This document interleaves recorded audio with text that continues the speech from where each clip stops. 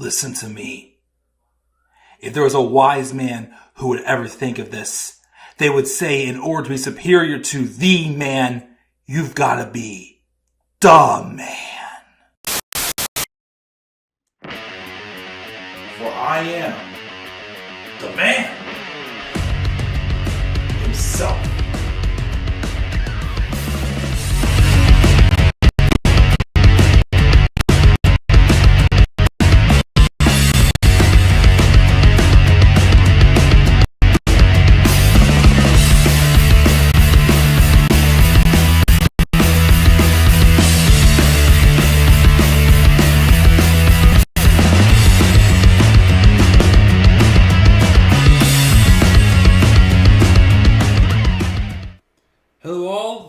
What's going on? How y'all doing this late Friday evening? This is the Club of the Man 1993.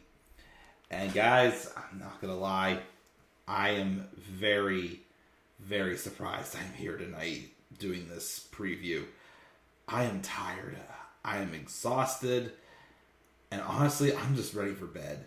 But I knew this is the only time I can do this preview. I had to wait until the King and Queen of the Ring semifinals were complete, so I could officially make the official graphic for the official matches.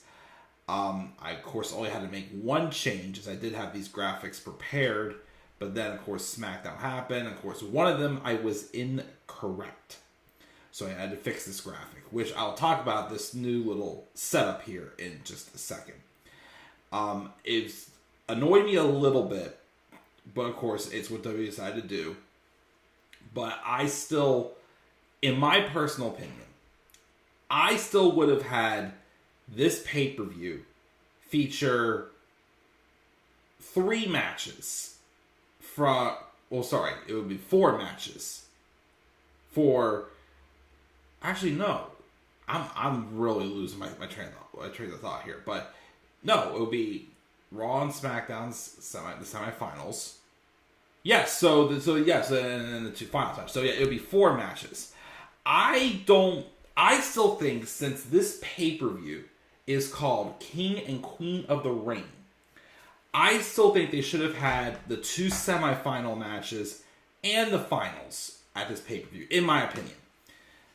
They did not, and I get it. Triple H wants to keep these B shows to 5, maybe 6 matches, like the NXT takeovers were. I get that, but you still could have done maybe 6 matches and done the 4 King and Queen of the Ring matches, and then the a world title match and a women's title match. Maybe you could have done something like that. But this is what they went with.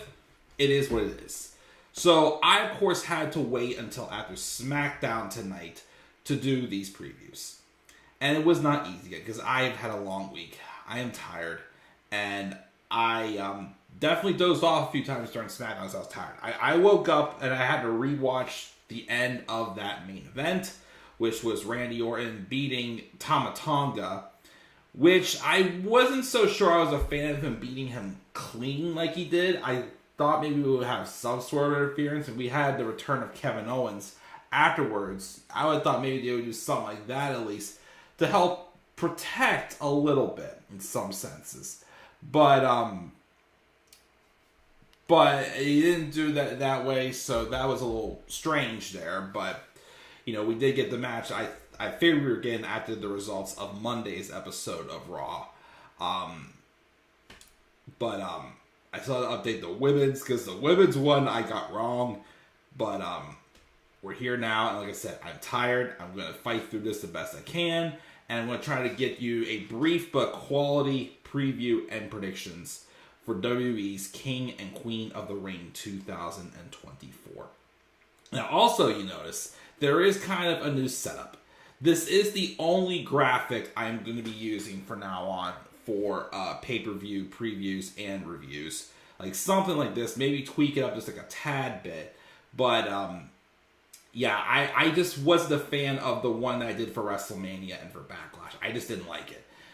This is a little bit cleaner. It's a little more unique. So I'm going to go forward doing pay-per-view previews and reviews with this setup like this. I didn't want to make it too similar to the old setup, but, I think adding these in and having like the matches up on here, kind of giving all of them kind of like a feel is cool. But yeah, we're going to get into this and talk about it, and then I'm going to hit the hay, because I got to get up early tomorrow, and I need my rest. So what is going on, guys? Once again, this is the Club of the Man 1993, and this is my King and Queen of the Ring 2024 preview and prediction taking place tomorrow, May 25th, 2024, at the Jeddah Superdome in Jeddah, Saudi Arabia. Again, there's 5 matches on the card. We have 3 title matches, and we also have the finals for the Queen of the Ring tournament and the finals for the King of the Ring tournament. And as normal, I am going to try to predict these in order of how I think the matches are going to happen. So, of course, that's kind of like how the setup is over here on the side, and we will roll from there. But first, I want to give my attention to the live chat. We got Tyler in the live chat. Thank you for joining, buddy. Don't have Logan win the WWE title. Oh, he's not winning it. He better not win it. There's no reason he needs to win it. He did not review SmackDown because it is in Saudi Arabia. And he says, don't have Randy win the tournament. I don't think he is. AEW is full of their egos. AEW is also falling apart big time. And Tony Khan is, don't get me started. Also, as of now, I do not plan on watching Double or Nothing at all. I am not planning on buying it. I have zero interest in it. Yeah, again, it doesn't, I don't want to waste my time on it. He wants Nia to win. And what a way to make Bayley look tonight, getting beat up by Piper of all people. I mean, it could be a different match, Piper and Bayley. Piper never, don't sleep on her. She hasn't had a chance really to shine so far on the main roster. Maybe she can in this match. We'll wait and see. But yeah, so we have those brief words from Tyler. Thank you, of course, for getting those in there. And we're going to roll in and talk about the show. Before, of course, I went live, I did see they announced that there will be a kickoff show match, which I feel like Saudi Arabia shows are the only shows anymore that get kickoff matches. Is it just me, or I don't know. But of course, I did make a graphic for that because I didn't know it was till like after I finished, and I'm like, I'm not going back again and doing this. Because even this one, trying to set it up for the first time, I messed up several times.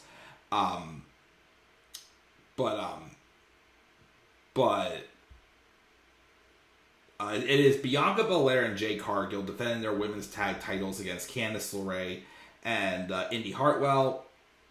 It's going to be the women retain the titles for heck of it. Although it's weird because didn't they just have a match on Raw this past week where Shayna Baszler and Zoe Stark became number 1 contenders for the women's tag titles? A little strange, but, whatever. It's just a throwaway match to me. Bianca and Jade are going to be retained, no doubt about it. And then for the main card, the 5 matches. I think we will open up with one of the finals for the tournaments.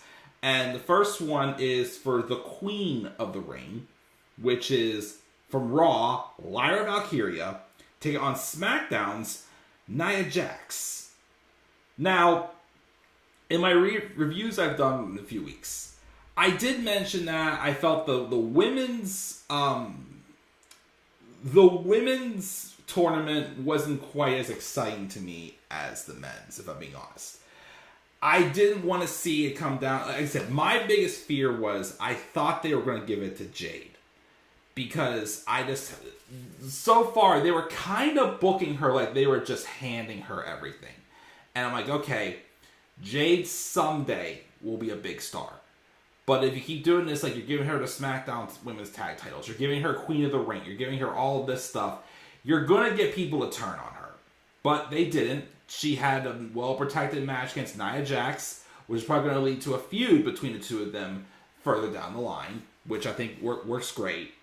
And they did have Nia surprisingly beat Bianca tonight, and she's taking on, of all people, Lyra Valkyria. Lyra Valkyria won the Raw side, Nia Jax won the men's side. I originally thought it was going to be, in my printed match card, I think I picked it was going to be Io and Bianca, even though they've faced each other Io and Jade, I thought it was going to be. But of course, they didn't do Bianca versus Jade. I'm pretty sure they're going to be saving that match for a bigger show down the line. By the way, speaking of bigger shows, I forgot to also mention that Triple H did announce at a press conference this week that the winners of the King and Queen of the Ring tournaments are going to be getting world title matches at SummerSlam, which is, very fitting. I just, of course, wonder what exactly they're going to do, but I think the women's is pretty obvious. Well, it could kind of go either way, but I still think it's kind of more so one-sided for the women's. But yeah, no, they protected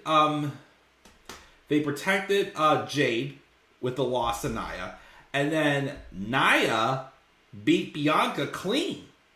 Using, taking advantage of her bad knee, she still beat her clean. Nia's psychology, though, again, has improved a lot since she's come back. And her matches, I watch her matches, she looks like a legitimate wrestler. Before when she was in the first round, even though, again, her promo skills are still atrocious and drive me nuts, I buzz through her. And I'm just like, oh, God. Those old days. Anyways, though, but again, credit to Nia, she has improved. And again, like I said, she before when she wrestled, it felt like she was just being a big woman, just running people, throwing people around recklessly. Now it's she actually has a set of maneuvers and whatnot. It doesn't feel like she's just throwing herself on everybody for the most part. But she's taking on Lyra Valkyria. I am very surprised Lyra got to the finals.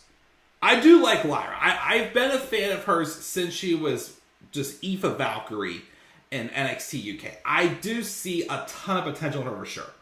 Great in the ring. She is, though, kind of lacking a character a little bit, I think. Which is why I think I'm surprised she did get this far. Right now, it looks like she's going to be more so kind of like Becky's protege, maybe a tag team or something like that between them, which, okay, can kind of work, but we'll see, of course, where it goes. But if she improves on the character, I think she will be a great addition for this women's roster. I do like her, but I don't see her winning Queen of the Ring. I really didn't think Nia needed to win this tournament, but if I had to pick between two of them, I would pick Nia. When it came down to the semifinals after Jay got eliminated, I thought, and I know this is going to get a lot of heat for me on this, I thought they were going to give it to Bianca.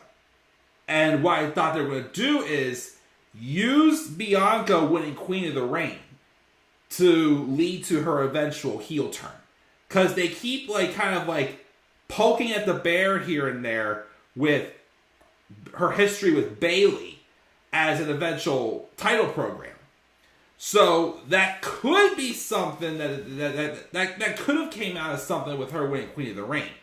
But it didn't happen, which, again, it's okay. She didn't need it either way. But I do think Nia Jax is going to win this. And because they've been teasing a match with her and Bayley. So I'm guessing Bayley's going to hold the title till SummerSlam, and she's going to take on Nia. Because Nia wins Queen of the Ring. Which, okay, I won't be pissed if they give it to Nia. I just didn't think that... It just doesn't feel like it's fitting to her. You know what I mean? Either a Bianca, or even an Io. Io, again, I think they're finally taking the cuffs off Io. Because there's only been a handful of matches Io's had on the main roster where it didn't feel like she was holding back. This tournament, all matches she had, I felt like I was watching I was watching NXT's Io Sky. Well, Io Shirai, of course, that she was in NXT, but it was she was still probably one of the strongest in this tournament. But again, Nia, I think, will win Queen of the Ring, and Lyra will have a good showing, though. Again, I just don't see Lyra winning Queen of the Ring yet. I don't see her really winning a title yet either. it's going to be a bit, I feel like, till that happens. I mean, heck, maybe eventually her and Becky will win the women's tag title or something like that. Because anybody can win those women's tag titles because they're crap. But, we'll talk about Becky in a little bit as well. Sami Zayn is going to be defending his Intercontinental Championship in a triple threat match against Chad Gable and Big Bronson Reed. This should be another great tag match. I feel like they're either really making it up to Sami, or, they obviously feel like he can get a great reaction, but they've really been making up to Sami being in Saudi Arabia for the past year, because before he wasn't able to go to because of religious reasons. He's Syrian and whatnot. But of course, when he has appeared, it feels like always feels like a big moment and whatnot. It's a great moment to see. This one's tough for me because I really, really badly want to see Chad Gable win this. I really think he should be winning the title. He's going to be the one to take the title off of Sami, whether it's here or somewhere down the line. The story, though, with him, though, and how he's treating the Alpha Academy, and how, Maxine and Akira are already, backing off, when there's Otis, who is still conflicted, still doing things for Chad, but he also, feels like he is, he doesn't feel right doing what he's doing either. Like, this conflict back and forth is just driving him nuts. And again, the future seems like they're setting them up for the Creed brothers to basically, because I kept predicting what's going to happen is Chad is going to finally realize that his current Alpha Academy, well, he already is calling them failures and just being rough on them and whatnot. Eventually, it's going to be revealed he's putting together a backup plan. And that's going to be when he has a new stable with the Creed brothers and Ivy Nile. Either they've done a really good job at hiding it so far, or I just don't... How do I put this? Either they've done a good job at hiding it so far, or I just don't think we're quite there yet in the story. But I feel like that, the time is ticking on how long they need to wait before they finally do capitalize and give Chad Gable the Intercontinental Championship. But because this is a triple threat, and I feel like they need to do just a little bit more further into the story before we actually get to Chad win the title and reveal of his new stable with him, the Creed brothers, and Ivy Nile. I do think Sami's going to retain here. And I think he'll retain by pinning Bronson. So that may be why they had this being a triple threat, because they might want to have Sami have the title just a wee bit longer, and maybe on Raw or even at Clash of the Castle next month, maybe that's when Chad Gable dethrones Sami Zayn there. But it'll be a good match still. And like I said, maybe that's why we're going to wait a little longer. And Otis may, just crack and whatnot, and that might be why, Chad doesn't win, but you never know. Anyways, though, so we have that match. Then we have the Women's World Championship match. Becky Lynch, the champion, taking on Liv Morgan. This one's going to be interesting. I feel like I haven't done the turn alert yet, but each week it feels like they're putting another brick on this Liv Morgan heel turn. And I think it's going to be 100% solidified when it comes to this match at King and Queen of the Ring. Now, I also want to briefly address this. There's been a lot of people online saying that they think Becky Lynch has lost her edge. She's not as interesting as she used to be. I can kind of agree with that in terms of the fact that, how do I put this? I've said for a while now, I love Becky Lynch. I still don't have anything against her, and she's definitely one of the best women ever. I feel like, but it is starting to feel like again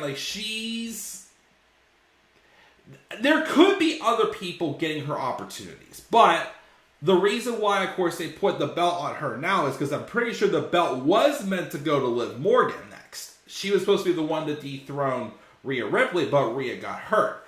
So Becky's more so being a placeholder. And I feel like right now, like, this is just me, I feel like Becky has, at least at this point in her career, done all her character work. Now, like, she's being more so of like this mentor type figure to, like, again, to like a Lyra Valkyria, or even like, you know, when she was briefly NXT Women's Champion, giving people opportunities and kind of treating that belt like a main roster secondary title. You know, I feel like that's kind of the role she needs, the role that's fitting for her at this point in her career. But yeah, I do feel like I think it's that they've moved forward and done the character progression. Now they kind of got to like set off the grand finale and solidify the heel turn here. And like, again, people have been saying that there's a lot of teases of her and Dominic Mysterio kind of like teaming up now, which that'd be very interesting, especially with him being Rhea Ripley's, I almost said Ruby Soho's, Rhea Ripley's Latino heat. And I think that's going to be the shocker here, that could lead to a distraction, and Liv will be winning this match. I think Liv Morgan will be walking out as your women's champion. And here's the thing also, they're already kind of teasing her feuding with Lyra as well. If Lyra wins, and of course they give her the time, she could challenge Liv for the title at SummerSlam. If Rhea's not back in time, of course. But I still think, of course, that's going to Nia, and she's going to probably challenge Bayley and win the title from her at SummerSlam. But yeah, I'm pretty sure, again, like I said, when Becky first won the belt, I said, just give it a little bit more time, build up this new character with Liv. And they have basically like hit it right on the points. So I think they should capitalize on it by having her win the women's title at King and Queen of the Ring on Saturday. So I got that one. The next match is Gunther versus Randy Orton, which is, on paper, sounds like a fantastic match. But of course, if you saw my card predictions, which also, by the way, my last 3 card predictions have either cracked 1,000 views or have just missed it. The views are improving on those again, which I like to see. So once again, I am going to continue, of course, do those match cards. I will, of course, do one again for Clash of the Castle at some point this week. And again, hopefully those continue to shine as well. Again, I've got up to 2,042 subscribers now. So I'm still kind of having good momentum going right now. But I did originally think that this finals was going to be Jey Uso and Tama Tonga. Because as I said earlier, I didn't see Randy Orton beating Tama Tonga clean. Because I feel like they really want to protect the bloodline. And again, with how over Jey Uso is, you gotta give him something at some point. You got to. They didn't. It just feels like this is a tournament built for Gunther to win. And I like, of course, they have Randy with the simple story of, like, you know, he's basically done everything, but he's never been King of the Ring. And him and Gunther is a very, very fresh matchup to do, by the way. Like I said, when it was to Jey Uso and Tama Tonga, originally I predicted, I thought maybe they're going to use this to help start planting more seeds in this bloodline storyline. Like, have Jey win because Jimmy returned and got revenge on Solo and Tama Tonga, and that's when they start teasing the reuniting of the Usos, but it didn't happen. This will be a great match. And again, I still think Gunther's winning. The only thing is, who is Gunther going to challenge? Because I thought, and this has been me predicting for a while, I thought until he was drafted to still stay on Raw and Cody moved to SmackDown, I thought Gunther was going to be the one to dethrone Cody Rhodes for the title. But I don't know what's going to happen. Plus 2, I really think Drew McIntyre is winning that championship off of Damian Priest at Clash of the Castle. So who is Gunther actually going to fight is my question right now. I don't know who that's gonna be, but that of course will be interesting to see what happens. Of course, the only other thing too is if he would fight Cody Rhodes at SummerSlam, though, that means that the rumors about I've read a few rumors that they may wait until WrestleMania to do Cody Rhodes and The Rock, which I'm going to say right now that is a mistake. Do it at SummerSlam. Because WrestleMania 41's main event, they teased it how many times it's the right time to do it. You gotta do it. So I'm gonna say, because I want Roman and Rock to happen at Mania. I still want Cody and Rock to happen at SummerSlam. But yeah, Gunther's winning King of the Ring. He'll have a great match against Randy. And then finally the main event. Cody Rhodes and Logan Paul for the Undisputed Championship. Look, I've said in my reviews recently, and I'm going to just make this quick because, again, I'm ready to crash. On paper, this match is going to be great. It's just the story has been just weird. Again, Logan Paul is the United States champion. He's also barely defended that title since winning it last time we were in Saudi Arabia, at Crown Jewel. Back at end of October, early November. And then they had this story where Logan got legal involved to not get his U.S. title put on the line, just fight for Cody's title. And again, it was just weird because first Nick Aldis is like, no, but then Cody's basically, let us talk this out. And basically, he just gave in. It was weird. And even tonight's segment 2 was just weird with Logan just coming out there and basically, like, saying he's not going to use the brass knuckles. Then they have referees inspect them like they're in airport security. It was kind of a cringy build for this match. But it's still going to be a great match. But Cody's retaining. Cody's going to retain. Who he fights next beats me. But, yeah. I'm about to crash, guys. I'm sorry. I'm going to go to bed. But that is, and thank you for Tyler and Chris LeClaire for giving your thoughts in the live chat. Chris actually knows that he thinks that Randy's going to win King of the Ring, which that would be interesting. I'm not going to say no to Cody Rhodes and Randy Orton. That is a match that will probably need to happen the next year at some point. But of course we'll see. But yeah, again, guys, I'm going to bed. I'm sorry. I am tired. But that's my thoughts, guys. My prediction for King and Queen of the Ring. Again, I think Nia will win the Queen of the Ring. Sami will retain his IC title by pinning Bronson Reed. Liv will beat Becky Lynch. Gunther will win King of the Ring. And Cody's retaining against Logan Paul. Oh, yeah, also. I think there's a chance after the show, this could be the show also where Uncle Howdy finally makes his debut. They've been news about signing Eric Rowan. There's pictures of apparently Dexter Loomis being part of the group, and apparently he's in Saudi Arabia as well right now. So, we'll see where it goes. It could happen. It's possible, but we'll see. But I'm going to bed, guys. What are your guys' thoughts on King and Queen of the Ring and your predictions for the matches? You guys thoughts down in the comment section below. Be sure also, as always, to slap a like on the video. Subscribe for more content on my channel. Follow me on Twitter as well at The Club with the Man 93. You also follow me on TikTok and Instagram at The Club with the Man 1993. And until then, guys, I'm checking out. I'll catch y'all later. Have a great rest of your night. And do not forget, in order to be superior to the man, you've got to be the man.